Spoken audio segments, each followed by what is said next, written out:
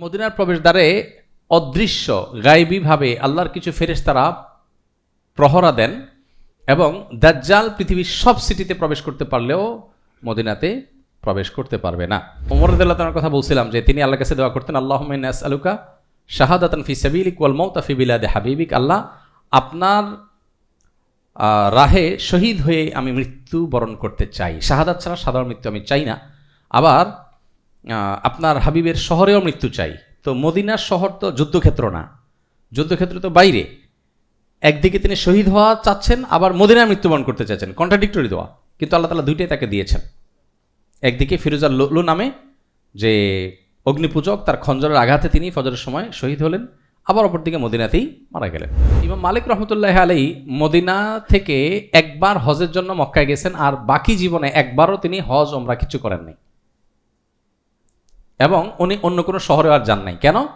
কারণ তার সারা জীবনের স্বপ্ন ছিল তিনি মদিনায় মারা যাবেন। ওই যে রাসূল সাল্লাল্লাহু আলাইহি ওয়াসাল্লাম বলছেন, এজন্য ফরজ হজটা করে এসে তিনি মদিনায় বসে গেছেন, আর বাইরে যান নাই, যে মারা গেলে আবার যেখানে যাব সেখানে দাফন হবে। আর এখানে হলো নবী করিম সাল্লাল্লাহু আলাইহি ওয়াসাল্লামের কবর, যেখানে আমরা শেষ সালাম পেশ করবো। এরপর আবু বকর রাদিয়াল্লাহু আনহুর কবর এখানে, আর ওমর রাদিয়াল্লাহু আনহুর কবর এখানে। তিনটা ছিদ্র আছে। প্রথম ছিদ্র নবী করিম সাল্লাল্লাহু আলাইহি ওয়াসাল্লামের কবর, দ্বিতীয়টা আবু বকর, তৃতীয়টা ওমর রাদিয়াল্লাহু আনহুর কবর। এখানে উপরে এই যে নাম লেখা আছে, এই যে এখানে কবরুন নবী সাল্লাল্লাহু, এখানে আছে হুনা আসসালাতু আলান নবী, এখানে আবু বকর, এখানে ওমর লেখা আছে ক্যালিগ্রাফিতে। আলহামদুলিল্লাহ, আমরা মদিনা জিয়ারতের পাঠে প্রবেশ করি। আমরা ওমরা শেষ করলাম, হজ শেষ করলাম। হজ শেষ করার পর মক্কা ইবাদত বন্দেগী যে কয়দিন আল্লাহ তৌফিক দেয় করে আমরা মদিনায় ব্যাক করব ইনশাআল্লাহ। মদিনায় ব্যাক করার সময়সীমা শর্ট প্যাকেজের হাজিদের একটু আগে হবে, লং প্যাকেজের হাজিদের পরে হবে, এবং সবাই বাই বাসে যাওয়া হবে অলমোস্ট। কেউ চাইলে ব্যক্তিগতভাবে ট্রেনে যেতে পারেন। ট্রেনের বুলেট ট্রেনের তাদের যে জার্নিটা, এটা বেশ উপভোগ্য এবং সব মিলিয়ে 2-2.5 ঘন্টা সময়ের মধ্যে চলে যায়, অনেক দ্রুত গতিতে, প্রায় 900 কিলোমিটার বেগে চলে। সরি, আমি 900 বলছি, 300 কিলোমিটার, সরি 300 কিলোমিটার বেগে। হ্যাঁ, বাসে গেলে 5-6 ঘন্টা লাগে, 6 ঘন্টা 7 ঘন্টা এরকম লাগে। আচ্ছা, ট্রেনে বোধ হয় 1.5 ঘন্টায় চলে যায়, 1.5 ঘন্টায় চলে যায়। আচ্ছা, মদিনা জিয়ারত। প্রথম কথা হলো যে হজ মক্কায় সম্পন্ন হয়ে গেছে। হজ মক্কায় সম্পন্ন হয়ে গেছে। কেউ যদি মদিনা জিয়ারতে বা মদিনা ভিজিটে না যায় এবং সে যদি হজ করে দেশে ব্যাক করে, তার হজ হয়ে যাবে। যদিও আমরা এত কষ্ট করে এত দূর থেকে এত পয়সা খরচ করে যাব, অবশ্যই আমরা চেষ্টা করব হজ হওয়ার পাশাপাশি মদিনাতে মসজিদে নববীতে যেন জিয়ারত বা ভিজিট হয়। মসজিদে নববীতে বা মদিনাতে জিয়ারতের অপশন হলো 3টা। মসজিদে নববী কেন্দ্রিক জিয়ারতের অপশন হলো 3টা। এক হলো মসজিদে নববী জিয়ারত, আরেকটা হলো রিয়াদুল জান্নাহ বা জান্নাতের বাগান, সেটির ভিজিট, আর প্রিয় নবী সাল্লাল্লাহু আলাইহি সাল্লামের কবর জিয়ারত। এটা হলো মসজিদে নববী কেন্দ্রিক জিয়ারত। এটা পুরা মদিনার জিয়ারত না, এটা হলো মসজিদে নববী কেন্দ্রিক জিয়ারত। ওকে, এরপর হলো দ্বিতীয় অপশন হলো মসজিদে কুবা জিয়ারতের, আরেকটা অপশন হলো মসজিদে কুবা জিয়ারত। 3টা, বরং 4টা হলো মাসনুন জিয়ারত আছে মদিনাতে। এর ভিতরে একটা হলো মসজিদে নববী, সেখানে 3টা অপশন। মসজিদে নববী জিয়ারত মানে মসজিদে নববীতে ইবাদত বন্দেগী, নামাজ কালাম পড়া, আর মসজিদে নববীর মধ্যে অবস্থিত রিয়াদুল জান্নাতে একবার প্রবেশের সুযোগ পাবো আমরা গ্রুপ ওয়াইজ, সেখানে একবার যাওয়া, ইবাদত বন্দেগী করা, আর নবী করিম সাল্লাল্লাহু আলাইহি সাল্লামের কবরে সালাম পেশ করা। তাহলে 3টা হলো মসজিদে নববী কেন্দ্রিক ভিজিট। আর দ্বিতীয় হলো মসজিদে কুবা জিয়ারত। মসজিদে কুবার মধ্যে সপ্তাহে 1 দিন, 2 দিন, 3 দিন, যার যতক্ষণ তৌফিক কুলায় সম্ভব হলে প্রতিদিন একবার করে মসজিদে কুবায় গিয়ে নামাজ পড়া, কমপক্ষে 2 রাকাত নামাজ, এর বাইরে যতটুকু তৌফিকে পড়া, এটাও সুন্নাহসম্মত জিয়ারত। আর 3 নম্বর হলো বাকি কবরস্থান জিয়ারত, মানে যেটাকে আমরা জান্নাতুল বাকি বলি। ওই শব্দটার নাম হলো, ওই কবরস্থানের মূল নাম হলো বাকিয়া। বাকিয়া, ওইটা মূল নাম হলো মাকবারাতুল বাকিয়া বা বাকি কবরস্থান। এটা বাংলা নগদ বাকির বাকি না, ওইটা শব্দটা শেষে আইন আছে, বাকিয়া। আর ওটার মূল নাম হলো, আদি নাম হলো বাকিউল গারকাদ, এটার আদি নাম হলো বাকিউল গারকাদ। হাদিসের বইগুলোতে এই নাম আছে। সেটা হলো, গারকাদ হলো একটা গাছ, কাঁটা বিশিষ্ট গাছ। আমরা যেরকম বলি না জামতলা, বেলতলা, খেজুরতলা, ওইটা বাকি ওই জায়গাটাতে গারকাদ গাছ ছিল, কাঁটাওয়ালা এক ধরনের গাছ। এটা ছিল বেশি এক সময়, এই জন্য ওই কবরস্থানের নাম হয়েছে এই গারকাদ গাছের কবরস্থান। এটা ঐতিহাসিক নাম, প্রাচীন নাম। পরবর্তীতে গারকাদ গাছের কোনো আলামত এখন আর নাই, এখন এটার নাম হয়ে গেছে মাকবারাতুল বাকি বা বাকি কবরস্থান। যদিও আমাদের সাবকন্টিনেন্টে মানুষ বলে জান্নাতুল বাকি, কিন্তু জান্নাতুল বাকি এই নামটা কোরআন হাদিসে এইভাবে আসে নাই। তাহলে আমরা মদিনাতে গিয়ে বাকি কবরস্থান ভিজিট করব, 3 নম্বর কাজ। 4 নম্বর হলো ওহুদের শহীদদের কবর জিয়ারত করব ইনশাআল্লাহ। এই 4টা কাজ, মসজিদে নববী, মসজিদে কুবা, বাকি কবরস্থান, ওহুদের শহীদদের কবর, এই 4টা ডিউটি হলো আমাদের মদিনাতে সুন্নাহসম্মত ডিউটি। এর বাইরে অপশনাল ডিউটি হিসেবে আমরা মদিনাতে অনেক কাজই করতে পারবো। যেমন মদিনাতে নবী করিম সাল্লাল্লাহু আলাইহি ওয়াসাল্লামের স্মৃতি বিজড়িত জায়গা এত বেশি আছে যে আপনি যদি 2-4 দিনও টানা ঘুরতে থাকেন শেষ করতে পারবেন না। একদম সরাসরি নবী সাল্লাল্লাহু আলাইহি ওয়াসাল্লামের স্মৃতি বিজড়িত জায়গা বহু আছে। আমার একবার সুযোগ হয়েছিল মসজিদে নববীতে, মদিনা ইউনিভার্সিটিতে যারা পড়েন এর মধ্যে 2 জন পুরাতন স্টুডেন্ট আছে, তারা জায়গাগুলো চিনে এবং তারা নিয়ে গেছে। কাব বিন আশরাফের বাড়ির ধ্বংসাবশেষ এখনও আছে। নবী করিম সাল্লাল্লাহু আলাইহি ওয়াসাল্লাম যেহেতু কুয়ায় উজু করেছেন, গোসল করেছেন এবং যে মসজিদে নামাজ পড়েছেন, এই স্মৃতি বিজড়িত জায়গাগুলো পুরো মদিনাতে ভরা এবং এগুলো দূরের কোনো পথ না। সকালে বের হলে 4-5 ঘন্টা হলে অনেকগুলো জায়গা ভিজিট করা সম্ভব। এটা ঐচ্ছিক ভিজিট, সুন্নাহসম্মত কোনো ভিজিট বা মাসনুন কোনো ভিজিট, নির্দেশিত কোনো ভিজিট না। তবে অপশন আছে, কেউ চাইলে ব্যক্তিগত উদ্যোগে এটা করতে পারেন। তবে এরকম চেনা মানুষ খুব বেশি নেই, খুব রেয়ার। খুঁজে খুঁজে পুরাতন কোনো ড্রাইভার, ট্যাক্সিওয়ালা যদি পাওয়া যায়, সে যদি ঘোরাতে চায়, এটা হলো একান্ত নিজের ব্যক্তিগত ঘোরাঘুরির পার্ট হতে পারে। এখানে যেগুলো আছে এগুলো হলো সুন্নাহসম্মত ভিজিট, যেটা আমাদের এই হজের এজেন্সিগুলো সাধারণত তাদের কার্যক্রমের মধ্যে সুন্নাহসম্মত ভিজিটগুলো করাবে। আচ্ছা, মসজিদে নববী এটার এবং পুরা মদিনার সম্পর্কে আমরা কয়েকটা ফজিলত এবং হাদিসের বর্ণনা অনুযায়ী কয়েকটা মর্যাদার কথা জানি। প্রথম কথা হলো নবী করিম সাল্লাল্লাহু আলাইহি ওয়াসাল্লামের হিজরতের শহর। এত শহর থাকতে পৃথিবীতে মক্কা থেকে যখন মক্কাবাসী অত্যাচারে তাকে জর্জরিত করেছেন, তখন তিনি হিজরতের জন্য মদিনাকে বেছে নিয়েছেন। দ্বিতীয়ত হলো মদিনার যে মানুষগণ তারা ছিল নবী করিম সাল্লাল্লাহু আলাইহি ওয়াসাল্লামের প্রতিবেশী, অনুসারী, এবং মদিনা এটা হলো ঈমানের আবাসস্থল। নবীজি সাল্লাল্লাহু আলাইহি ওয়াসাল্লাম বলেছেন, ঈমান মদিনা থেকে বের হয়। প্রথম যখন গোটা পৃথিবীতে ইসলাম বিস্তার হয়, কোত্থেকে বিস্তার হয়? মদিনা থেকে। আবার কিয়ামতের আগে পৃথিবীতে ইসলাম টিকে থাকা দায় হয়ে যাবে, কঠিন হয়ে যাবে। সে কঠিন সময় ইসলাম আবার ব্যাক করে মদিনায় ফিরবে। এবং তিনি উপমা দিয়েছেন কাল হাইয়া, এটা হলো সাপের মতো, গর্ত থেকে বের হয়ে সব বিচরণ শেষ করে আবার সে তার গুহায় ফেরত আসে। ইসলাম গোটা পৃথিবীতে ছড়িয়ে ছিটিয়ে যাবে এবং একটাও কাঁচা পাকা ঘর বাকি থাকবে না যেখানে ইসলাম যাবে না, ইসলামের বাণী পৌঁছাবে না, এরকম কোনো জায়গা থাকবে না, সব জায়গায় পৌঁছে যাবে। একটা সময় আবার কঠিন সময় আসবে যে ইসলামের পরিচয় দেওয়া যাচ্ছে না, তারপর ইসলামকে ধারণ করা যাচ্ছে না, ইসলামের পরিচয় দিলেই নানান ট্যাগ খেতে হচ্ছে, জুলুমের শিকার হতে হচ্ছে, যেমন আজকে দেখতে পাচ্ছি আমরা। একটা সময় ইসলাম পৃথিবীর কোথাও টিকা কঠিন হবে, কেউ ইসলামকে জায়গা দিবে না। তখন আস্তে আস্তে ইসলাম আবার মদিনায় ফেরত আসবে, তারপরে কিয়ামত হবে। তো এটা হলো মদিনার একটা বৈশিষ্ট্য যে এটা ইসলামের ঈমানের আবাসস্থল, আবার ঈমানের রিটার্নের জায়গা। আর মদিনার প্রবেশদ্বারে অদৃশ্য গায়বীভাবে আল্লাহর কিছু ফেরেশতারা প্রহরা দেন এবং দাজ্জাল পৃথিবীর সব সিটিতে প্রবেশ করতে পারলেও মদিনাতে প্রবেশ করতে পারবে না।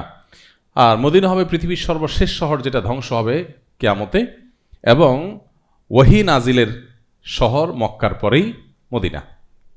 আরও কয়েকটা ফজিলত আছে নবী করিম সাল্লাল্লাহু আলাইহি সাল্লামের হাদিসে আসছে। যেমন তিনি দোয়া করেছেন, আল্লাহ আপনি মক্কাকে আমাদের কাছে যেরকম প্রিয় করে দিয়েছেন, মদিনাকে তার চেয়ে প্রিয় করে দিন।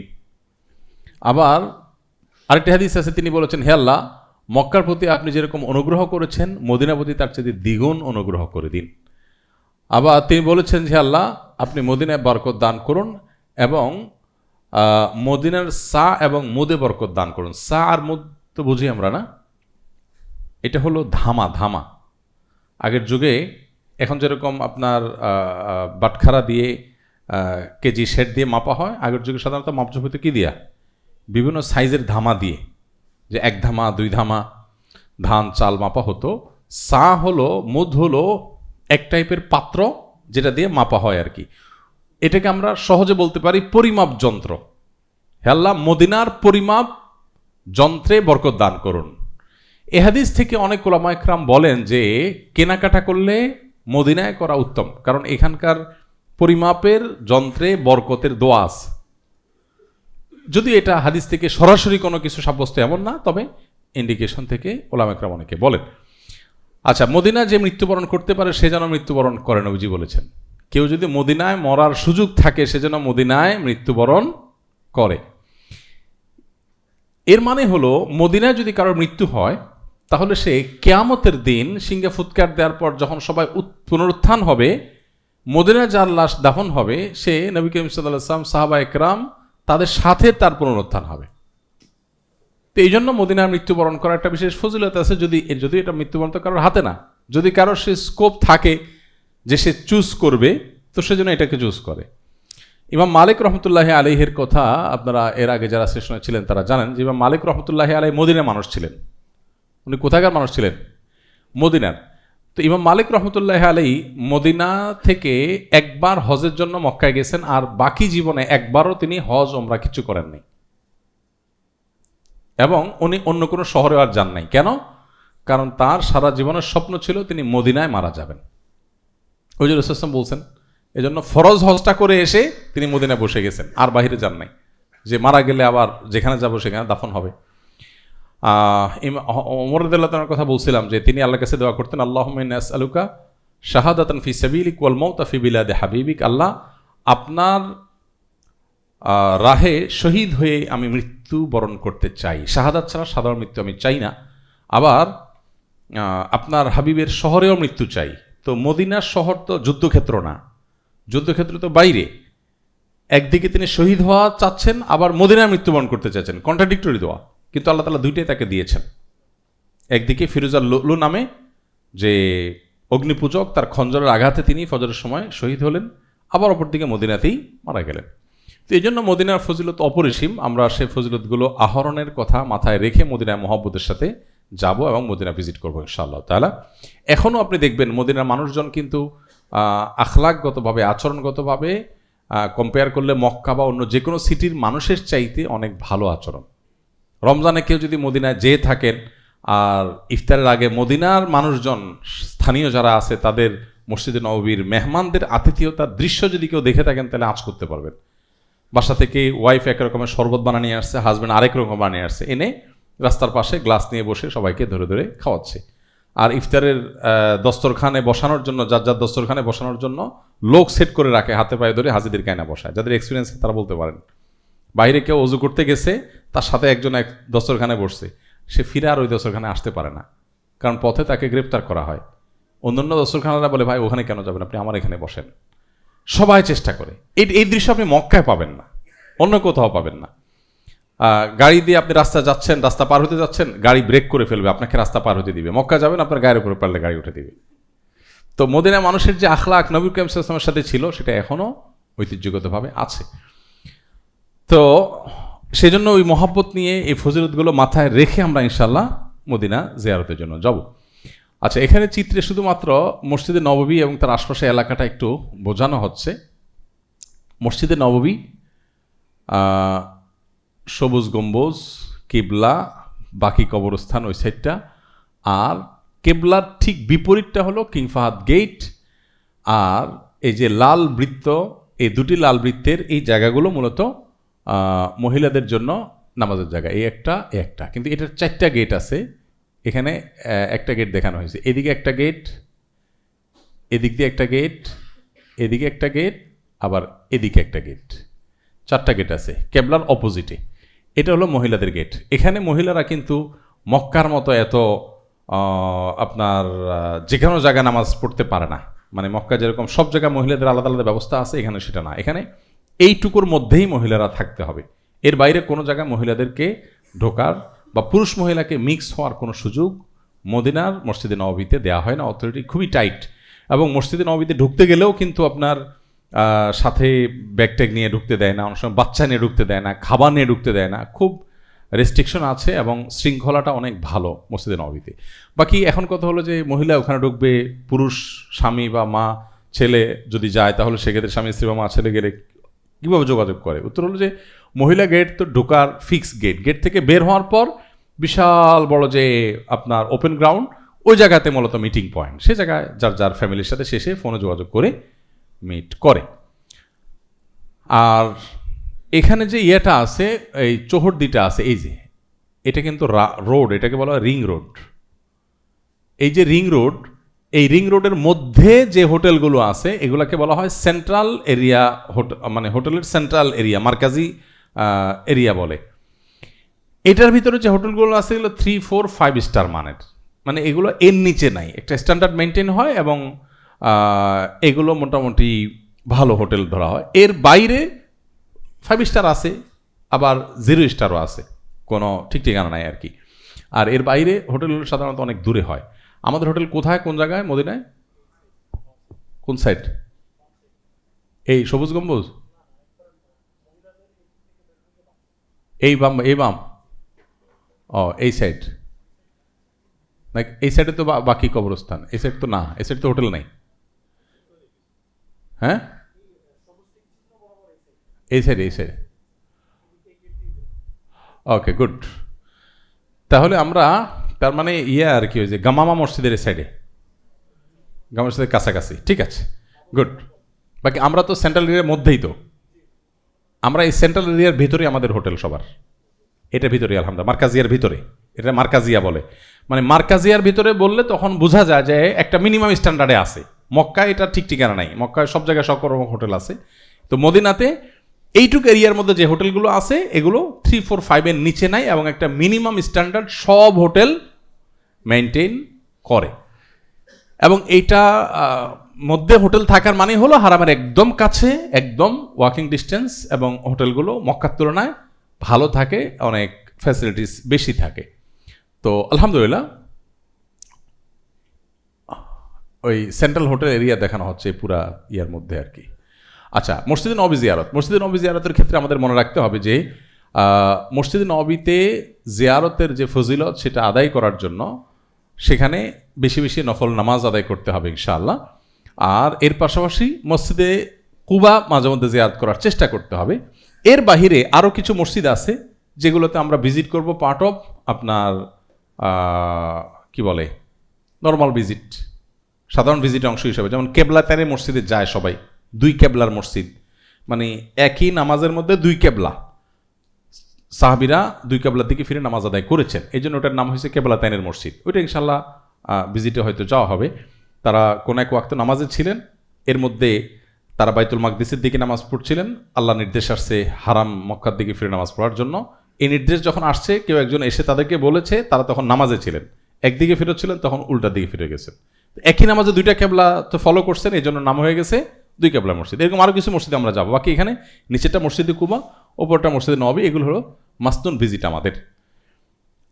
আচ্ছা, মসজিদে নববীর প্রবেশের যে সুন্নাহ, ওই মক্কাতে যেরকম বিসমিল্লাহি ওয়াসসালাতু ওয়াসসালামু আলা রাসূলিল্লাহ, তারপর আউযু বিল্লাহিল আযীম ওয়া বিওয়াজহিল কারীম ওয়া সুলতানিল কাদীম মিনাশ শাইতানির রাজীম আল্লাহুম্মা আফতাহ লি আবওয়াব রাহমাতিক, ওখানে যা যা পড়েছি, যে যেভাবে প্রবেশ করি সেখানে একই পদ্ধতি। এখানে আদায় করা নামাজ, 1 রাকাত নামাজ আদায় করা ফজিলত 1000 রাকাতের সমান, অন্য যে কোনো মসজিদের তুলনায় 1000 গুণ বেশি সওয়াব। আর বর্ধিত অংশে যে মসজিদে নববীর যে অতিরিক্ত অংশ বাহিরের এই যে উঠান যেগুলো আছে, এই পুরো এলাকার যে কোনো জায়গা পড়লেই এই ফজিলত পাওয়া যাবে। আচ্ছা, এটা হলো নবী করিম সাল্লাল্লাহু আলাইহি সাল্লামের সময়ের যে মসজিদ ছিল, তার যে মূল স্ট্রাকচারটা ছিল সেটা। এটা মূলত তার্কি শাসন আমলে করা, সেটা তার্কিরা যখন সৌদি ফ্যামিলির কাছে রেখে সৌদি আরব রাষ্ট্র হস্তান্তর করে চলে যায়, তখন চুক্তি অনুযায়ী তাদের সে স্ট্রাকচার নির্দিষ্ট সময় পর্যন্ত সৌদি গভর্নমেন্ট হাত দিতে পারবে না, সেজন্য ওইটা এখনও আছে। সবগুলো ভেঙে ফেললেও এটা আগের স্ট্রাকচারে আছে। এটা স্ট্রাকচার দেখলে বোঝা যায়, এই যে প্রাচীন স্ট্রাকচার, এই স্ট্রাকচারের পুরা জায়গাটাই মূলত প্রাচীন মসজিদ। তারপরে বর্ধিত অংশ কিং ফাহাদের শাসন আমলে পুরা অংশটা পরবর্তীতে তারা তৈরি করেছেন। এই জায়গায় নামাজ পড়া কোনো ব্যাপার না, যদিও ফজিলতের ক্ষেত্রে এখানেও 1000 রাকাতের সওয়াব, এর বাইরে পড়লো 1000 রাকাতেরই সওয়াব। কিন্তু একটা আবেগের ব্যাপার আছে যে নবী করিম সাল্লাল্লাহু আলাইহি সাল্লামের সাহাবায়ে কিরামের সময়ের একেবারে প্রাচীন মসজিদের ভেতরে আমি নামাজ আদায় করলাম, একটা ভালো লাগার ব্যাপার আছে। তো সেই জন্য এখানে নামাজ পড়া যায়। এখানে নামাজ পড়তে হলে একটু আগে যাওয়া লাগে, অল্প জায়গা যেহেতু ভরে যায়, 1-1.5 ঘন্টা আগে গেলে অনায়াসে এখানে নামাজ পড়া যাবে। এখানে শুধুমাত্র যে পিলারের গোড়ায় ছোট্ট করে লেখা আছে ক্যালিগ্রাফিতে, ওইটা দেখানো হচ্ছে মসজিদু আন-নবী সাল্লাল্লাহু আলাইহি সাল্লাম, মানে নবী করিম সাল্লাল্লাহু আলাইহি সাল্লাম মসজিদের সীমানা বা মসজিদ এই অংশে ছিল, এটা পিলারের গোড়ায় লেখা আছে। ওকে, এবার আসেন রিয়াদুল জান্নাহ। রিয়াদুল জান্নাহ আগের মতো আর এলোমেলো নাই, এখন তো সিস্টেমিক্যাল হয়ে গেছে, অ্যাপের মাধ্যমে এবং রেজিস্ট্রেশনের মাধ্যমে গ্রুপ ওয়াইজ ঢুকানো হয়। রিয়াদুল জান্নাতে নামাজ পড়া আর মসজিদে নবী যে কোনো জায়গায় নামাজ পড়া সওয়াবের পরিমাণের বিচারে কোনো পার্থক্য নাই, সওয়াবের পরিমাণের বিচারে সমান। রিয়াদুল জান্নাহর মধ্যে নামাজের ব্যাপারটা আবেগের ব্যাপার, যে নবী করিম সাল্লাল্লাহু আলাইহি সাল্লাম বলেছেন মা বাইনা কবরি ওয়া মিম্বরি বাইতুম মিন রিয়াদ বা রাওদাতুম মিন রিয়াদিল জান্নাহ, তার ঘর আর তার মিম্বর এই দুইটার মধ্যবর্তী জায়গা, ওয়াল দেখা, এই যে আপনার মিম্বর, আর এটার এই পাশে হলো তার কবর, যেখানে তার বাসা ছিল, তার সে বাসা থেকে মিম্বর, এই দুই বেরের মধ্যবর্তী জায়গাকে তিনি বলেছেন জান্নাতের বাগান সমূহের মধ্যে থেকে একটি বাগান। অনেক ওলামা ইকরাম বলেছেন এর অর্থ হলো এই অংশটা জান্নাতের অংশ হবে। আবার অনেকে বলেছেন এটা মর্যাদাগতভাবে জান্নাতের মতো ফজিলতপূর্ণ মর্যাদাপূর্ণ অংশ, এটুকু বোঝানো হয়েছে। ব্যাখ্যা যাই হোক না কেন, এখানে নবী করিম সাল্লাল্লাহু আলাইহি ওয়াসাল্লাম সাহাবা একরাম নামাজ পড়েছেন এবং তার মিম্বর, এখানে 3টা মিম্বর আছে অবশ্য। মিম্বরগুলো একটা তো নবী করিম সাল্লাল্লাহু আলাইহি ওয়াসাল্লাম মিম্বর, আবার আরেকটা হলো সুলতান আব্দুল মজিদের শাসন আমলে তৈরি করা মিম্বর, আর বর্তমানে এক জায়গায় যেখানে ইমাম সাহেব বর্তমানে অবশ্য এই মিম্বরটাতেই, যেটা আমরা দেখাচ্ছি যে ঠিক এখানে দাঁড়িয়ে এখন নামাজ পড়ানো হয়, ইমাম সাহেব এখানেই পড়েন। আচ্ছা, ওকে, এখানে নামাজ 2 রাকাত 4 রাকাত নামাজ পড়ার সুযোগ আমরা পাবো। এই জায়গায় দেখবেন প্রচুর ভায়োলেশন হয়, মানুষ এখানে যে নামাজ 2 রাকাত পড়ার জন্য অন্য মানুষের নামাজের সামনে দিয়ে যায়, পারলে ধাক্কাধাক্কি করে। আমরা আবেগের কারণে অনেক সময় দেখা যায় আমরা এমন কিছু করে ফেলি যেটা আমাকে শরীয়ত অ্যালাউ করে না। আমরা ঢোকার পরে আমি যত কাছাকাছি সম্ভব রাসূল সাল্লাল্লাহু আলাইহি ওয়াসাল্লাম যত কাছাকাছি সম্ভব সেখানে গিয়ে নামাজ আদায় করার চেষ্টা করব, কিন্তু যদি না পারি, আমাকে বাধা দেয়, তার সেক্ষেত্রে মানুষকে ধাক্কাধাক্কি করে মানুষের নামাজের সামনে দিয়ে হেঁটে কষ্ট দিয়ে নামাজ পড়তে যাব না। যতটুকু সম্ভব নিজে থেকে অগ্রসর হওয়ার চেষ্টা করব। আচ্ছা, রিয়াদুল জান্নাতে 2 রাকাত নামাজ পড়লেন, দোয়া করলেন। এখানে একটা জিনিস লক্ষ্য করতে হবে, নিষিদ্ধ সময়ও কিন্তু ঢুকায়। ওখানে পুলিশ তো পালা করে ঢুকায়, আপনার পালা নিষিদ্ধ সময়ের মধ্যেও পড়তে পারে। ধরেন সূর্য যখন ডুবতেছে তখন নামাজ নিষিদ্ধ, আর ঠিক ওই মুহূর্তে আপনাকে ঢুকাইছে, সেখানে মানুষ এগুলো মানে টারে না, ওই টাইমে নামাজ পড়া শুরু করে দেয়। তো এটা বিশেষ করে হারাম সময় যদি হয়, সূর্য ডুবা সূর্য ওঠা ঠিক মধ্যাকাশে থাকা, জোহরের ওয়াক্তের ঠিক 10-15 মিনিট আগের সময়টা, এই টাইমগুলোতে নামাজ পড়া হারাম। সো এই টাইমে যদি আপনাকে ঢুকায়, আপনি বসে জিকির আজকার করেন, দুরূদ পড়েন, অন্য আমল করেন, নামাজ পড়বেন না। অনেকে এটা খেয়াল করেন না। আচ্ছা, রাসূল আকরাম সাল্লাল্লাহু আলাইহি ওয়াসাল্লামের রওজায় আপনার রিয়াদুল জান্নাত 2 রাকাত নামাজ পড়লেন, দুরূদ পড়লেন, দোয়া করলেন, বের হলেন। এরপরে আমাদের মসজিদে নববীর 3 নম্বর এবং সর্বশেষ ভিজিট হলো রাসূল সাল্লাল্লাহু আলাইহি ওয়াসাল্লামের কবর জিয়ারতের ভিজিট। তাহলে একটা ভিজিট হলো মসজিদে নববীতে নামাজ পড়া বেশি বেশি, 2 নম্বর হলো রিয়াদুল জান্নাতে, সেটাতে একবার পুরো সফরের টাইম পাবেন, সেখানে গিয়ে ঢোকা। একাধিকবার ঢোকার সুযোগ থাকে, 2 নম্বর অনেক পথ খোলা থাকে। যেমন আপনার এখন আছে কিনা জানি না, আপনার ওখানে অ্যাপের মাধ্যমে রেজিস্ট্রেশন করা যায়। ওখানে বাংলাদেশি যারা আছেন আমাদের ভাইরা, দেশি ভাইরা, ওনারা বিভিন্ন অবৈধ পথে হাজিদের বিভিন্ন আইডি, পাসপোর্ট এগুলো কালেক্ট করে ওইসব নামে রেজিস্ট্রেশন করে কীভাবে যেন পাস বাইর করে। তো এইসব পাস 50 রিয়াল 100 রিয়ালে কিনতে পাওয়া যায়, কিনে অনেকে ঢুকে আর কি। তো এটা তো হলো আপনার চুরি করে মানুষের গরু দিয়ে কোরবানি করার মতো, যে আপনি একটা গুনাহের কাজ করে মিথ্যা প্রতারণার আশ্রয় নিয়ে তারপর মসজিদে নববীতে ঢুকলেন ইবাদতের জন্য। তো এটার কোনো মানে নেই। এই জিনিসগুলো আমরা যথাসম্ভব অ্যাভয়েড করবো ইনশাআল্লাহ। আর রাসূল সাল্লাল্লাহু আলাইহি ওয়াসাল্লামের কবরে সালাম পেশ করার জন্য আমরা ঢোকার একটাই রাস্তা বাবুস সালাম। এই বাবুস সালাম যেটা আমরা দেখতে পাচ্ছি, এটার জন্য একটু ঘুরায় ঘুরায় ঢুকাবে, ঢুকে আমরা শেষ মাথায় গিয়ে সালাম পেশ করব। এখানে সালাম পেশের ক্ষেত্রে ভাগ্য ভালো হলে একদম ওয়াল ঘেঁষে সালাম পেশ করতে পারেন, আর ভাগ্য খারাপ হলে একটু দূর থেকে করা লাগবে। এটা পরিস্থিতির উপর নির্ভর করবে। আপনি যখন বাবু সালাম দিয়ে ঢুকবেন, পুলিশ কখনো কখনো মাঝখানে অনেক বেশি ভিড় হয়ে গেলে আটকায় দেয়, দিয়ে সাইডে রুট করে দেয়, তখন দেখা যায় এতটুকু দূরত্ব থেকে সালাম দিতে হয়। এর জন্য মন খারাপ করার কিছু নাই। আসলে একেবারে যে রাসূল ইসলামের কবরের যে এই যে ইয়েটা গ্রিলটা আছে, আপনি একদম গ্রিলের কাছে দাঁড়ায়ও যদি সালাম দেন, আসলে কবরের ঠিক কাছে সালাম দেওয়া হয় না। কারণ হলো এই গ্রিলের ভেতরে বেশ খানিকটা দূরে ওয়াল আছে, তার 2টা লেয়ার পরে কবর। আমরা এখানে তাকালে ভিতরে সবুজ টবুজ দেখা যায়, মনে করি বোধহয় আমাদের দেশের ওই যে মাজারগুলোর মতো গিলাপ টিলাপ কিছু না, এটা ওয়ালের বহুত পরে গিয়ে কবর। সো সালাম তো আল্লাহ তাআলা পৌঁছায় দিবেন, আপনি 20 হাত দূর থেকে দিলে যে উনি শুনতে পাবেন না বা সালাম তার কাছে পৌঁছাবে না, তা তো না। এই জন্য এটা নিয়ে পেরেশানির দরকার নেই। আচ্ছা, এখানে আমরা যখন আসবো, বাবু সালাম থেকে ঢুকার পর থেকে বেশি বেশি দূরত পড়বো মহব্বতের সাথে, সেটা বলার অপেক্ষা রাখে না। এবং এই পর্যায়ে আসার পর প্রথম যে ইয়েটা আমরা দেখতে পাচ্ছি, এই যে এটা খালি, এটাতে 3টা কবর, আবার এটা খালি। এর মধ্যে একটাতে অনেক ওলামা একরামের মতে এখানে পরবর্তীতে কিয়ামতের আগে আরেকটা কবর এখানে হবে, ঈসা আলাইহিস সালামের। আর এখানে হলো নবী করিম সাল্লাল্লাহু আলাইহি ওয়াসাল্লামের কবর, যেখানে আমরা শেষ সালাম পেশ করবো। এরপর আবু বকর রাদিয়াল্লাহু আনহুর কবর এখানে, আর ওমর রাদিয়াল্লাহু আনহুর কবর এখানে। 3টা ছিদ্র আছে। প্রথম ছিদ্র নবী করিম সাল্লাল্লাহু আলাইহি ওয়াসাল্লামের কবর, দ্বিতীয়টা আবু বকর, তৃতীয়টা ওমর রাদিয়াল্লাহু আনহুর কবর। এখানে উপরে এই যে নাম লেখা আছে, এই যে এখানে কবরুন নবী সাল্লাল্লাহু, এখানে আছে হুনা আসসালাতু আলান নবী, এখানে আবু বকর, এখানে ওমর লেখা আছে ক্যালিগ্রাফিতে, এই যে সবুজ লেখা। তো এই 3 জায়গায় আমরা সালাম পেশ করব। একদম বরাবর এই ছিদ্র বরাবর দাঁড়ায় সালাম পেশ করার সময় আপনি পাবেন না, পুলিশ আপনাকে দূরের উপর রাখবে।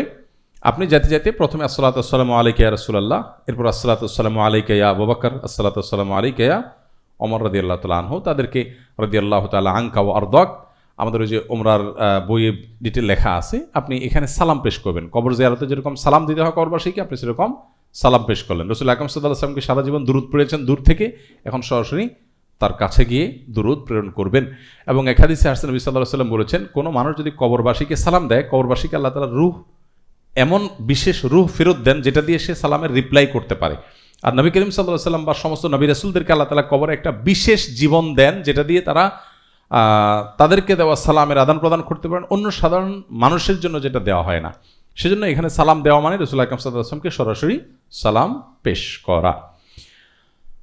এখানে সালাম পেশ করার আগে পরে বেশ কিছু ভুলভাল কাজ হয়। এর মধ্যে একটা হলো মোবাইলে ভিডিও এবং আপনার লাইভ ইত্যাদি করা। ওখানে দেখবেন যে ম্যাক্সিমাম মানুষের হাতে হাতে মোবাইল এবং সবাই ভিডিও করছে। এটা গাম্ভীর্যতার পরিপন্থী। আল্লাহ নবী সাল্লাল্লাহু আলাইহি ওয়াসাল্লামের কবরের পাশে গিয়ে আপনার যে আবেগ হবে, সে আবেগের সাথে এটা যায় না আসলে। এজন্য এই কাজটা আমরা করব না। আর দ্বিতীয়ত, অনেককে দেখবেন এই বেড়াগুলো দিয়ে ফাঁক ফোকর দিয়ে এরকম উকিঝুঁকি মারে, কৌতূহলী হয়ে যে কি আছে দেখি। নবী করিম সাল্লাল্লাহু আলাইহি ওয়াসাল্লামের কবরের এই জায়গাটা কিন্তু আয়েশা রাদিয়াল্লাহু তাআলা আনহার ঘর ছিল, এটা তার বসবাসের জায়গা ছিল। এবং কারোর বাসায়, কারোর বসবাসের জায়গায় উকিঝুঁকি মারা হাদিসে প্রচণ্ড কড়াকড়ির সাথে নিষেধাজ্ঞা আছে। এবং কেউ যদি তাকায় তার চোখ তুলে ফেলার মতো অপরাধ করে, এই কথা বলা আছে। সেখানে নবী করিম সাল্লাল্লাহু আলাইহি ওয়াসাল্লামের স্ত্রীর ঘর, সেখানে আপনি উকিঝুঁকি মারতেছেন, বিষয়টা কেমন হয়? এজন্য এখানে গাম্ভীর্যতার সাথে দুরূদ পেশ করবো, আর উকিঝুঁকি মারে আসলে কিছু দেখার কোনো স্কোপ নাই। আচ্ছা, মসজিদে নববীতে সালাম পেশ করতে গিয়ে দেখেন এই যে মোবাইলে ভিডিও করতেছে, এই ভিডিও সেলফি, মানে একদম কবরের সাথে আমি আসি, দেখো একটু সেলফি নিলাম, এগুলো প্রচুর পরিমাণে হয়। আমরা যথাসম্ভব চেষ্টা করবো এই বিষয়গুলোকে অ্যাভয়েড করা। ওকে, নবী করিম সাল্লাল্লাহু আলাইহি ওয়াসাল্লামের কবর জিয়ারত করতে গিয়ে এই বিষয়টি মাথায় রাখবো। তিনি বলেছেন, লা তাজআলু বুয়ুতাকুম কুবুরা ওয়ালা তাজআলু কবরি ঈদা, তোমরা আমার কবরকে উৎসবের উপলক্ষে পরিণত করো না। এই যে একটা কথা, যে আমার কবরকে উৎসবের স্থান বানিও না, এটার ব্যাখ্যা কি? অনেক ওলামা ইকরাম বলেছেন, অতিরিক্ত ঘন ঘন কবর জিয়ারত করা, তার কবরটা জিয়ারত করা, এটাতে তার গাম্ভীর্য কমে যায়।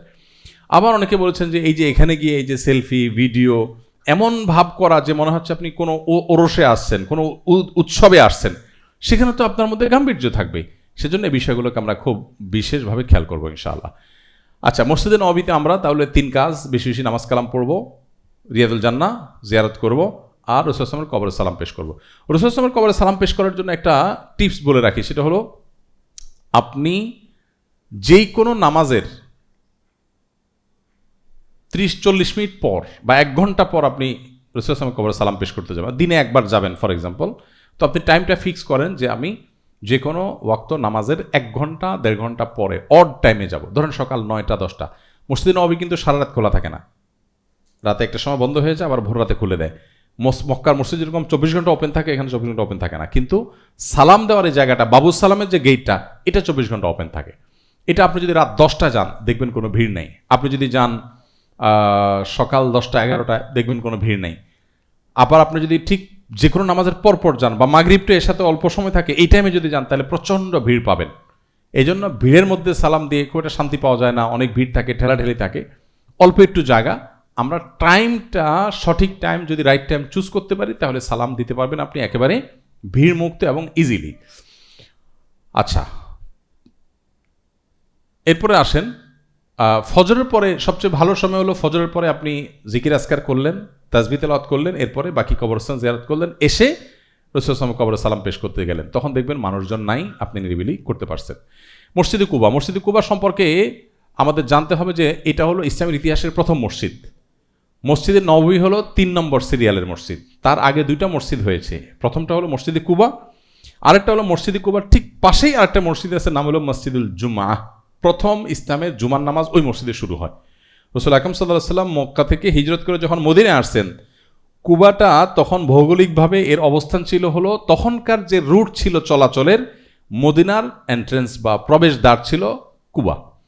তো কুবায় নবী সাল্লাল্লাহু আলাইহি ওয়াসাল্লাম যখন প্রবেশ করছেন, তখন মদিনা থেকে, শহর থেকে সব মানুষ প্রবেশদ্বারে এসে, আমাদের মতো যাত্রাবাড়ির মতো বা গাবতলির মতো প্রবেশদ্বারে এসে তারা সবাই তাকে ওয়েলকাম করেছেন। তিনি এখানে কয়েকদিন অবস্থান করেছেন, তখন তিনি প্রথম এই মসজিদটা নির্মাণ করেন। এই মসজিদটা বলতে এই স্ট্রাকচার না, এখানে মসজিদ নির্মাণ করেন। এরপর এর পাশেই যে মসজিদটা মসজিদুল জুমা, তিনি মদিনা শহরের দিকে ভেতরে ঢুকতে গিয়ে ওখানে দাঁড়িয়ে আবার জুমার সময় হয়েছে, জুমার দিন হয়েছে, সেখানে আবার জুমা নামাজ আদায় করেন, সেখানে আরেকটা মসজিদ হয়ে গেছে। এরপরে মসজিদে নবীর এখন বর্তমান যে অবস্থান আছে সেখানে গিয়ে তিনি এই মসজিদ করছেন।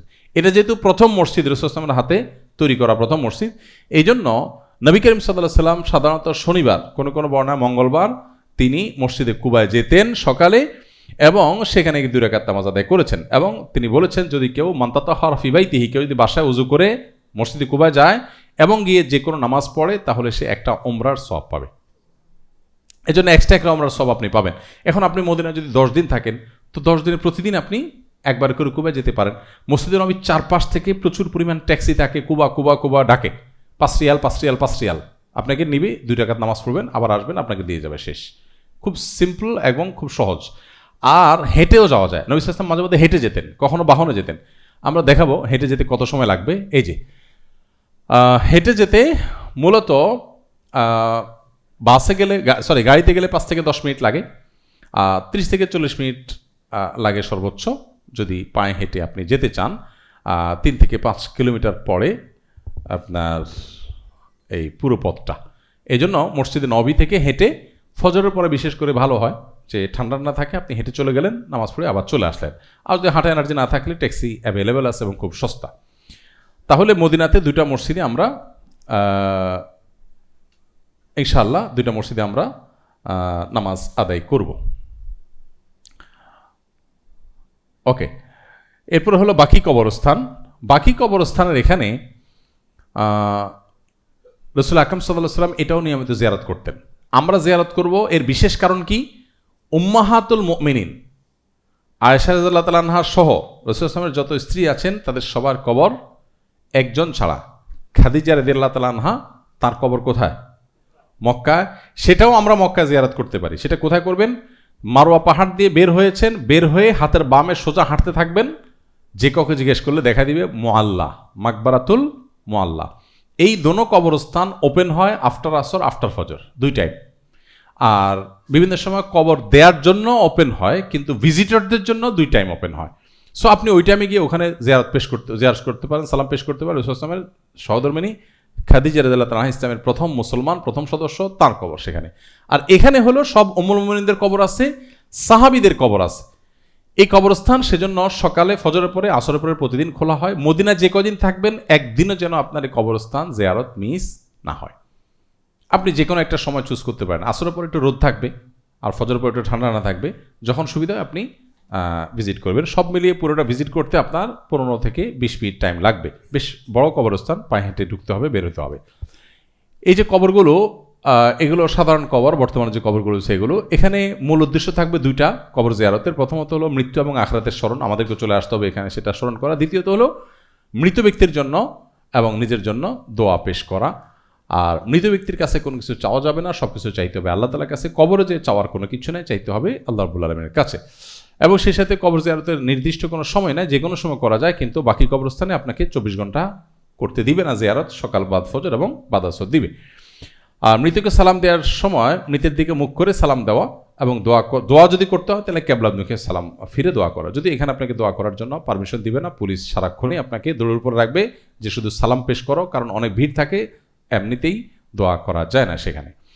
আর সাধারণ দোয়ার সময় হাত তুলে দোয়া করা যায় কেবলামুখী দোয়া করলে। আসসালামু আলাইকুম আহলাদ দিয়ার মিনাল মুসলিমিন ওয়া ইন্না ইনশাআল্লাহু বিকুম লাহিকুন নাসআলুল্লাহ লাকুমুল আফিয়া। এটা হলো কবরবাসীকে পেশ করা সালামগুলোর একটা। হাদিসে বর্ণিত আরও বিভিন্ন রকম সালাম আছে, যেমন সালামুন আলাইকুম দারা কওমিন মুমিনিন ওয়া ইন্না ইনশাআল্লাহু বিকুম লাহিকুন, তারপর যে আনতুম সালাফুনা ওয়া নাহনু বিল আসার, বিভিন্ন রকমের সালাম আসছে হাদিসে, যে কোনো একটা পড়লেই হবে, সবগুলোই একই জিনিস, অর্থাৎ সালাম পেশ করা। এটা আপনি পেশ করবেন। আচ্ছা, এরপরে হলো মসজিদে নববী এবং বাকি কবরস্থানের অবস্থানটা বোঝানো হচ্ছে। এই হলো মসজিদে নববীর অবস্থান, এই অংশটা হলো মসজিদে নববীর অংশটা। আর এটা ঠিক পাশেই হলো এই যে এই সাইড তো কেবলা, কেবলার পাশে এই সাইডটা হলো আপনার বাকি কবরস্থান পুরাটা। আচ্ছা,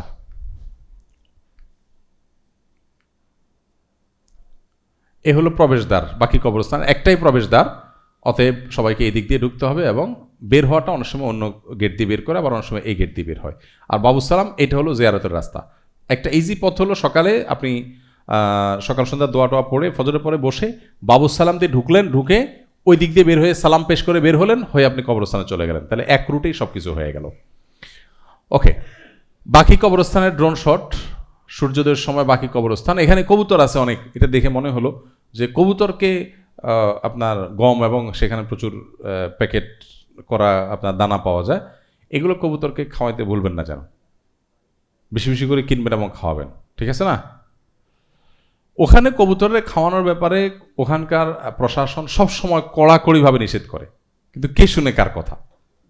আমাদের মানে আবেগের ঠেলায় আমরা ওখানে ওই যে আফ্রিকান মহিলারা আছে 2 রিয়াল 5 রিয়ালে দানা বিক্রি করে, এত পরিমাণ দানা পড়ে আছে, কবুতর তো আছে অল্প কয়টা, মানুষ তো সারাদিন ফেলতেছে, কত খাবে এরা? এক একটা পেট দেখেন কেউ মোটা হয়ে গেছে খেয়ে খেয়ে, এদের খাওয়ার আর ডিমান্ড নাই, কিন্তু তারপরে মানুষ ফেলতেছে, আর কবুতর হেগে মুতে ওই জায়গায় সব নষ্ট করতেছে।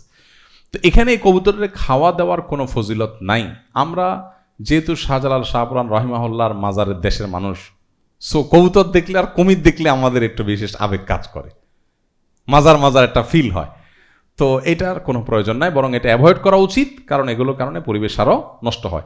এই কবুতরগুলো জালালি কবুতরের মতো বিশেষ কোনো এরকম কামালি কবুতর টাইপের কিছু না, এটা অন্য 10টা কবুতরের মতোই একটা। আপনি হারামের এরিয়াতে মক্কাতে এহরামরত অবস্থা হলে শিকার করা আপনাদের নিষেধ হতো, অন্য সময় শিকার করলে এটা কি হবে? জায়েজ হবে না, জায়েজ হবে না, কারণ এগুলোর কোনো মালিক নাই। আচ্ছা, এটা হলো সাধারণ কবরস্থান। বাকি কবরস্থানে এরকম কিছু কবর আপনি পুরো কবরস্থানের মধ্যে পাবেন, এগুলো উম্মাহাতুল মুমিনিন এবং বিশেষ সাহাবীদের কবর। এর মধ্যে এই কবরটা লেখাই আছে নিচে ওসমান রাদিয়াল্লাহু আনহুর কবর, এটা বেশ প্রসিদ্ধি আছে, জনশ্রুতি আছে যে এটা ওনার কবর, এবং এটা হলো বাকি কবরস্থান ঠিক মাঝামাঝি, ওই ওয়ালের দিকে তাকালে বুঝতে পারবেন এটা ঠিক মাঝামাঝি অবস্থান করছে। আর শুরুতে ঢুকতেই হাতের বামে ফাতিমা রাদিয়াল্লাহু তাআলা আনহার কবর বলে জনশ্রুতি আছে, এবং আরও বেশ কিছু কবর আছে, এগুলো লেখা নাই কোনোটা, তবে বিশেষ কবর দেখলে বোঝা যায় অনেক প্রাচীন, এগুলা সাহাবায়ে কেরাম এবং উম্মাহাতুল মুমিনিনদের কবর। আর বাকিগুলো খুব সাদামাঠা বোঝা যায় নতুন কবর, এগুলো পুরাতন কবর। আচ্ছা, এই কবরের একদম এই লোকগুলো যেরকম কাছে যে সালাম পেশ করতেছে, এটার আমাদের কপালে থাকার সম্ভাবনা খুব ক্ষীণ, কারণ ওখানে পুলিশ সারাক্ষণই রুট চেঞ্জ করতে থাকে, দূর থেকে দেখা যাবে অথবা সালাম পেশ করা যাবে এতটুকু। বাকি সালাম তো আল্লাহ তাআলা পৌঁছাবেন। আমি যখন নিয়ত করব সাহাবীদের সালাম দিচ্ছি, তখন সাহাবীদের কাছেই সালাম যাবে এবং সেই ফজিলত আমরা পাবো ইনশাআল্লাহ। এটা হলো বর্তমান বিভিন্ন কবর যেগুলো এখনও মানুষ মারা গেলে খনন করা হয় সেই কবর। আর আমাদের দেশে মাটি মতো তাদের মাটি না, যার কারণে তাদের কবর ভিন্নভাবে খুঁড়তে হয় এবং প্রোটেকশন দিতে হয়। আচ্ছা, তাহলে বাকি কবরস্থানের বিষয়টা এখানে শেষ হলো। আমরা এখানে সালাম পেশ করব। সালামটা কীভাবে পেশ করব আমি একটু বুঝাই। আমরা যখন ঢুকবো, ঢোকার পর ওখানে যদিও মোবাইল টোবাইল ছবি টবি তুলতে পুলিশ নিষেধ করে, কিন্তু কে শুনে কার কথা? সারাক্ষণ সেলফি ভিডিও লাইভ কবরস্থানের মধ্যে এটা করে মানুষ, আমরা সেটা করব না। আমরা ঢুকে যতদূর ঘোরার সুযোগ হয় বা এনার্জি থাকে ততদূর আমরা যাব। দুই পাশে রাস্তার যে রাস্তাগুলো আছে ছোট পায়ে হাঁটার, দুই পাশেই কি থাকবে? কবর থাকবে। আমরা কবরবাসীর দিকে ফিরে ফিরে সালাম পেশ করব। ধরেন আপনি এখানে যাচ্ছেন, ডানে কবর বামে কবর, তো আপনি এদিকে ফিরে বলবেন আসসালামু আলাইকুম তারাকুম মিনিন, আসসালামু আলাইকুম আহাদিয়ার মুসলিমিন, আবার এদিকে আসসালামু আলাইকুম আহাদিয়ার মুসলিমিন। এভাবে আপনি চতুর্পাশে তাকিয়ে তাকিয়ে সালাম পেশ করতে করতে পুরো কবরস্থান ভিজিট শেষ করে তারপর আপনি বের হয়ে চলে আসবেন। আচ্ছা, এরপরে সর্বশেষ যে ভিজিটটা আছে মদিনা, সেটা হলো উহুদের শহীদদের কবর জিয়ারত। নবী করিম সাল্লাল্লাহু আলাইহি সাল্লাম নিয়মিত যে ভিজিটগুলো করতেন এটা তার একটা। সেজন্য আমরা ওখানে যে কয়দিন অবস্থান করবো এর মধ্যে 2 বার, 1 বার, 4 বার, যার যতটুকু তৌফিক হয় উহুদের শহীদদের কবর জিয়ারত করবো ইনশাআল্লাহ। এটা হলো উহুদ পাহাড়, ওই যে পেছনের পাহাড়টা। আর এইখানে এই যে একটা টিলা দেখতে পাচ্ছি আমরা, এই যে টিলা, এই টিলাটা মূলত একটা পাহাড় ছিল। এটা কমতে কমতে এখন টিলায় পরিণত হয়েছে। এটার নাম হলো জাবালুর রুমাত বা তীরান্দাজ বাহিনীর পাহাড়। উহুদের যুদ্ধে নবী করিম সাল্লাল্লাহু আলাইহি ওয়াসাল্লাম 50 জন তীরন্দাজ বাহিনীকে এখানে সেট করেছিলেন, যারা উপর থেকে শত্রুপক্ষকে আঘাত করবে। সেজন্য এটার নাম হয়েছে জাবালুর রুমাত বা তীরন্দাজ বাহিনীর পাহাড়। আর এই পুরোটাই হলো উহুদের প্রান্তর, যুদ্ধের রণাঙ্গনের জায়গা ছিল।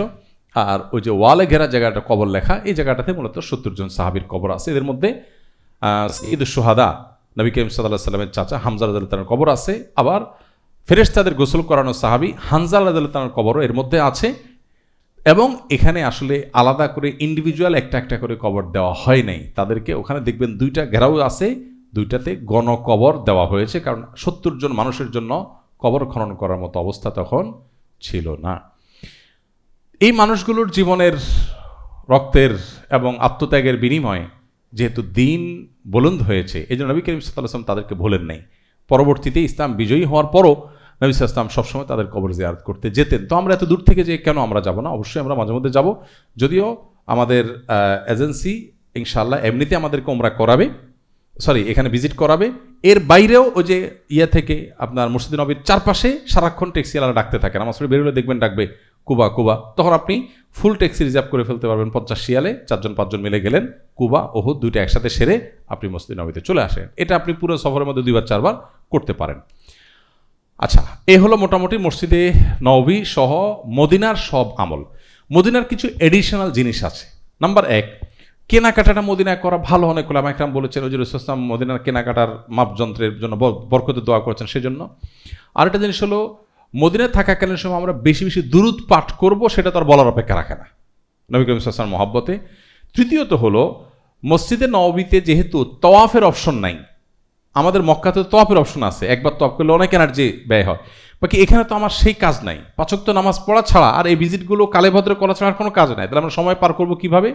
সেজন্য আমি সবসময় বলি যে এখান থেকে যাওয়ার সময় কয়েকটা প্ল্যান নিয়ে যান। আপনার একটা প্ল্যান থাকবে, মূল প্ল্যান, সেটা হলো আমার হজটা যেন মাবরুর হজ হয়। তার জন্য যে ক্রাইটেরিয়া আমরা দেখিয়েছি এগুলো গ্রুপে, হোয়াটসঅ্যাপ গ্রুপে দিয়ে দেওয়া হবে। এইগুলো আপনি ফুলফিল করার চেষ্টা করবেন। নাম্বার 1, এটা হলো মূল টার্গেট, যে আমার হজটা যেন হজে মাবরুর হয়। আমি কারোর সাথে ঝগড়া করবো না, কোনো গুনাহে লিপ্ত হবে না। ওখানে অশ্লীলতা থেকে মুক্ত থাকার কথা বলা হয়েছে। আপনি দেখবেন পুরো সফরে বহু মহিলারা আছেন যারা তাদের ফেস ওপেন, তারা আপনার নিজের পর্দাপশিদার বালাই নাই। বিভিন্ন দেশের মেয়েরা আছে, তাদের রূপ তাদের সৌন্দর্য তারা প্রকাশ করে বেড়াচ্ছেন। এটা আপনার জন্য একটা অ্যাসিড টেস্ট, যে আমি আল্লাহর ঘরে আসছি। এখানে গুনাহের ভয়াবহতা অন্য যে কোনো জায়গায় গুনার চাইতে অনেক বেশি, যার কারণে একটা চ্যালেঞ্জ থাকবে যে আমি পুরো সফরে অবনত থাকবো। বাইরে যখন বের হব পারতপক্ষের দৃষ্টিকে আমি হারাম জায়গায় অপাত্রে আমি নিক্ষেপ করব না। এবং পুরো সফরের মধ্যে প্ল্যান থাকবে যে আমি মাবরুর হজ করার জন্য এই জিনিসটা আমার জন্য জরুরি। এবং যত মাথা গরম হোক না কেন আমি শান্ত থাকবো। আপনার এজেন্সি বা আপনার সাথে কেউ কোনো প্রকার 2 নাম্বারই করেছে, এর মানে এই না যে আপনি তার বিরুদ্ধে অ্যাকশনে যেতে পারবেন না। অবশ্যই আপনি নিয়মতান্ত্রিকভাবে লিগাল যে ওয়ে আছে সেই প্রসিডিউর মেনটেন করে অ্যাকশনে যাবেন, এবং এটা বেশ কার্যকর হয়। কিন্তু এর মানে এটা না যে আপনি ঝগড়াঝাটি করবেন। ঝগড়াঝাটি করলেন, করিডোরে শেষ বললেন ঠিক আছে যা হওয়ার হয়েছে তাক মাফ করে দিলাম, এটা মানে নাই, আপনার হজটা বরবাদ করলেন। ঝগড়াঝাটির কিছু নাই। আপনার যদি মনে হয় যে আপনার হক নষ্ট হয়েছে, আপনার কাছে এভিডেন্স থাকে, তো আপনি নর্মাল প্রসিডিওরে তার বিরুদ্ধে অ্যাকশনে যাবেন, লিগ্যাল ওয়েতে আগাবেন, কিন্তু ঝগড়াঝাটি করে হজ বরবাদ করবেন না। তাহলে আমাদের প্রথম টার্গেট থাকবে হজটা যেন কি হয়, মাবরুর হয়, এবং তার জন্য যে ক্রাইটেরিয়াগুলো আছে সেগুলো যেন ফুলফিল হয় সেটা হলো ট্রাই করা। এডিশনাল 1-2টা টার্গেট যেন আমাদের থাকে। নাম্বার 1, যাদের কোরআন সহি নাই তারা টার্গেট নেই যে আমি কোরআনটা সহি করে আসবো। কারণ আমার জীবনে এই 30-40 দিনের মধ্যে এরকম লম্বা একটা সময় দেশে আসলে সময় বের করে কোরআন পড়া কঠিন। আর যাদের কোরআন সহি করা আছে আগে থেকে, তারা কোরআন বোঝার নিয়ত করে ফেলতে পারে যে পুরো 30 পারা না হোক, আমি 1 পারা কোরআন অন্তত পুরো সফরে শুরু থেকে শেষ পর্যন্ত অর্থ তাফসির সহ আমি বুঝে পড়বো। তার জন্য একটা কোরআনের অনুবাদ বা সংক্ষিপ্ত ব্যাখ্যা গ্রন্থ সহকারে আমি সাথে নিয়ে যেতে পারি। দ্বিতীয়ত, নবী করিম সাল্লাল্লাহু আলাইহি সাল্লামের সিরাত গ্রন্থ, এটা ওখানে পড়ে যে মজা পাবেন দেশে পড়ে সেই মজাটা পাবেন না। আপনি রাহিকুল মাখতুম বা অন্য কোনো সিরাত গ্রন্থ এটা আপনি সাথে নিয়ে যেতে পারেন। আজকে নিচে স্টল আছে কিনা আমি জানি না, যদি স্টল থাকে তাহলে নিচে নিয়ে যেতে পারেন, আর নাহলে বই কালেক্ট করতে পারেন। রাহিকুল মাখতুম হোক বা যে কোনো অথেন্টিক সিরাত গ্রন্থ একটা সাথে নিয়ে গেলেন, এটা আপনি পুরো সফরে পড়লেন, ওই জায়গায় সিরাত পড়লে রাসূল সাল্লাল্লাহু আলাইহি ওয়াসাল্লামের জীবনের ঘটনাগুলিকে ওই জায়গার সাথে রিলেট করতে পারবেন, যেটা আপনার অসম্ভব ভালো লাগা কাজ করবে। আর তৃতীয়ত, এছাড়া দিনী বই আপনাদেরকে এখানে আমাদের ইমানের অপরিহার্য পাঠ দেওয়া হয়েছে, হজের আধ্যাত্মিক শিক্ষা দেওয়া হয়েছে। ও রাহিকুল মাখতুম তো আপনাদেরকে দেওয়া হয়েছে সবাইকে, রাইট, সবাইকে দেওয়া হয়েছে, এবং বাইতুল্লাহ মুসাফির সবাইকে দেওয়া হয়েছে। এর বাইরে আরও ভালো কোনো বই আপনার মনে হলে আপনি নিয়ে যাবেন, এবং সেই বই আপনি অবশ্যই পড়ে নিজে ওইটা দ্বারা যথেষ্ট উপকৃত হওয়ার চেষ্টা করবেন। তো এই পুরো বিষয়টা, অর্থাৎ হজের সফরে বিশেষ করে মদিনাতে যে আমাদের হাতে সময় থাকে, এই সময়টা যেন নষ্ট না হয় তার জন্য কিন্তু প্ল্যান লাগে। হাজী সাহেবরা সাধারণত কি করে, মানে মোস্ট অফ দ্য কেস হাজী সাহেবদেরকে দেখা যায় মক্কায় হোক আর মদিনায় হোক, মসজিদে নামাজ পড়া ছাড়া তো আপনার ডিউটি থাকে না হজের পরে। তো বাকি দিনগুলো কি করে, হোটেলে এসে বসে মোবাইল টিপাটিপি করে, হাই হ্যালো করে, ভিডিও কল করে, এবং ইউটিউব ফেসবুকে সমালোচনা করে, আর নিজেরা ঘরোয়া টকশো আয়োজন করে, হাজিরা নিজের আলাপ সালাপ করে। তো এই জিনিসগুলো করে পুরো হজটাকেই প্রায় শেষ করে দেওয়া হয়। এই জন্য আমার অনুরোধ, প্রথমত 5 ওয়াক্ত নামাজ হারামে পড়বেন মসজিদে গিয়া, এবং আগে আগে গিয়ে যাবেন, কম খাবেন, এবং ওয়াশরুম টরুমের বেগ যত কম হয় সেই চেষ্টা করবেন, কারণ হারাম থেকে একবার বের হলে আবার ঢোকাটা ইজি না। আর দ্বিতীয়ত হলো মসজিদে নববীতে বিশেষ করে তাহাজ্জুদের জন্য 3:30টার দিকে চলে যাবেন, আজান হবে সেখানে তাহাজ্জুদের আজান, তখন থেকে তাহাজ্জুদ পড়বেন। ওখান থেকে তাহাজ্জুদের অভ্যাস করা যত ইজি হবে, দেশে এত ইজি হবে না। এশার পরে রুমে তাড়াতাড়ি শোয়াটাকে ফরজ করে নেবেন, এশার পরে যত দ্রুত তার সাথে সম্ভব। শপিং কেনাকাটা এগুলা দিনের বেলায় করবেন, রাতে না। রাতে যদি আপনি শপিং করেন তাহলে তাহাজ্জুদ আপনার অবশ্যই মিস হয়ে যাবে, ফজর পড়তে আপনার টানাটানি হয়ে যাবে। তো মসজিদে নববীতে গিয়ে যদি সেটা হয় তাহলে দুর্ভাগ্যজনক ব্যাপার। এই জন্য এডিশনাল এই বিষয়গুলোকে হজ্জে মাবরুরের পাশাপাশি কোরআন সহি করা, কোরআন বুঝা, সিরাত বই ওখানে পাঠ করা, এবং তাহাজ্জুদের অভ্যাস করা, ভোর রাতে হারামে যাওয়া, এবং 5 ওয়াক্ত নামাজ হারামে বেশি সময় ব্যয় করে কাটানো, এই কাজগুলো চেষ্টা করবেন। মসজিদে নববীর ভিতরে ছোট ছোট হালাকা হয় কোরআন শিক্ষার, সেগুলোতে আপনি সুযোগ থাকলে শরীক হতে পারেন, বসতে পারেন। এর বাইরে মসজিদে নববীতে বা মদিনাতে গেলে আমাদের কাছে ভিজিটের আরও কিছু অপশন থাকে, যেমন বদর ভিজিট করা। বদর সম্ভবত কত 250 বা 300 কিলোমিটার দূর, সেটা ভিজিট করা, বদরের যুদ্ধের যে প্রাঙ্গণটা, আমি একবার গেছি। আরেকটা আছে কোরআনে যে শহরের কথা আলোচনা হয়েছে, আদ এবং সামুদ জাতির এলাকা, যেটা সেটা হলো আপনার কি বলে এটার, মাদায়েন সালেহ। মাদায়েন সালেহ এই জায়গাটা ভিজিট করতে যাওয়া যায়, এটা এরকম 300-400 কিলোমিটার দূরে। কিন্তু এগুলোকে এখন সৌদি গভর্নমেন্ট অবশ্য জাস্ট একটা পর্যটন কেন্দ্র বানায় ফেলছে। আমি যখন গিয়েছি, একবার গিয়েছি আমি, তখন এটা সেই প্রাচীন রূপ ছিল। এখন ওটাকে তারা একেবারেই পর্যটন কেন্দ্রে পরিণত করেছে, আগেভাগে বুকটুক করে চাইলে সেখানে যাওয়া যায়। তো আমি ব্যক্তিগতভাবে মক্কাতে মদিনাতে গেলে আমি কোথাও ঘুরতে যাই না। বদর আমি একবার গিয়েছি এই এত বছরের মধ্যে, তাও গ্রুপের সবাই যাবে তাই আমার সাথে যেতে হয়েছে তাদের সাথে, আদারওয়াইজ আমি কোথাও যাই না। আমি মসজিদে নববীতে যাওয়ার পর, মদিনা যাওয়ার পর একবার মসজিদে নববীতে গিয়েছি, তাও বিশেষ একটা কাজে, কিছু ভাইদের রিকোয়েস্টে। আর মক্কাতে আমি গেছি, আমি কখনো উম্মুল কোরআন ইউনিভার্সিটি, সেখানকার সবাই যায়, আমি একবারও যাই নাই, যাওয়া হয় নাই আমার। না যাওয়াটা অনেক ক্রেডিটের কিছু না, কিন্তু আমার কাছে মক্কা মদিনায় গেলে হারামের বাইরে দূরে কোথাও যাওয়াটা আমার কাছে লস প্রজেক্ট মনে হয়। আমার কাছে মনে হয় আসছি অল্প সময়ের জন্য, আমি মসজিদের সান্নিধ্যে, আল্লাহর ঘরের সান্নিধ্যে থাকবো। মনে রাখবেন, আরাফাতের দোয়া সকল অসাধ্য সাধন করার জায়গা। আর মক্কার এই যে দোয়া কবুলের জায়গাগুলো, হাসান বসরি রহমতুল্লাহ বলেছেন 15টা স্পট আছে মক্কায় দোয়া কবুল হয়। একদম গুনে গুনে 15টা স্পট তিনি বের করে দিয়েছেন। তওয়াফের সময় মাতাফে দোয়া কবুল হয়, সাইর সময় সাফাতে দোয়া কবুল হয়, মারওয়াতে দোয়া কবুল হয়, জামারাতে পাথর মারার পর, জামারাতে সোগরার পর, আবার কোবরার পর, প্রথমটার পর, দ্বিতীয়টার পর, তৃতীয়টার পর আর দোয়া নাই। আচ্ছা, এই জিনিসটা বোধহয় আমরা হজের ওখানে মিস করে গেছি সামহাও। জামারাতে কিন্তু দোয়া আছে এবং এই দোয়াটা মেজরিটি মানুষ মিস করে। দোয়া কবুলের দারুণ একটা জায়গা। প্রথম জামরা যেটা আপনি পাথর মারবেন, এটা হলো 11-12 তারিখের জন্য। 10 তারিখ তো শেষ জামরায়, শেষ জামরার পরে দোয়ার অপশন নাই, 10 তারিখে দোয়ার অপশন নেই। 11 এবং 12তম দিবসে যেটা আছে যে প্রথম জামরাতে পাথর মারলেন, মারার পর পার হয়ে হাতের বামে চেপে অথবা ডানে, দুই দিকে চাপানো যায়, দুই দিকে চেপে যেদিকে সুবিধা হয় সেদিকে চেপে যাবেন, যে কেবলামুখী হয়ে আপনি দোয়া করবেন, মন ভরে দোয়া করবেন। এখানে আপনার কোনো তাড়া নাই, হুড়ো নাই, আপনি এখন তাঁবুতে যেয়ে বসে থাকবেন, আপনার কোনো কাজ নাই, সো আপনি মন ভরে দোয়া করেন, আধা ঘন্টা দোয়া করেন। এখানেও পুলিশ আপনাকে কিছুটা ডিস্টার্ব করবে, তবে সাফা মারার মতো এত না। এখানে ডিস্টার্ব করবে হলো যদি আপনি মাত্র জমারা ক্রস করছেন, এখনই আপনি দোয়া করেন, এখানে মানুষের ফ্লো থাকবে, আপনি ডিস্টার্ব করবে। আপনি একটু দূরে চলে যান, একদম ওয়াল ঘেঁষে চলে যান, আপনাকে কেউ ডিস্টার্ব করবে না। আর যে করেও আপনি আর একটু আগায় যান। তাহলে প্রথম জামরার পথের দোয়া, দ্বিতীয় জামরার পরে দোয়া, এখানে ফিক্সড কোনো দোয়া নাই। কেবলামুখী হয়ে মন ভরে আল্লাহর কাছে দোয়া করবেন, দোয়া কবুলের জায়গা। মুজদালিফাতে ফজরের পর দোয়া কবুলের জায়গা।